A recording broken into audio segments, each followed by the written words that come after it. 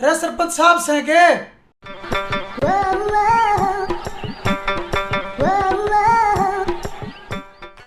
भाई मारे स्कूल में भेजनता ही कोई छोटा बालक नहीं, अगले घर में पाऊंगी उड़ जा। भाई मैं स्कूल में तो ना आया, मैं हूँ वीडियो ऑफिस में थे, सरपंच साहब तो मिलना है।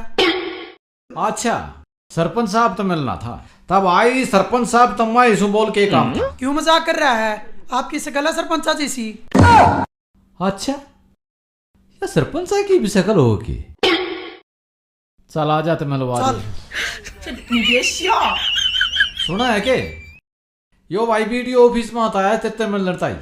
फिर तू क्यों जच के बैठ गया, इन्हें बैठने दे, तू जाके चाय बना ले। बैठ जा। तू चाय बना ले, आड़े क्यों खड़ा हो गया।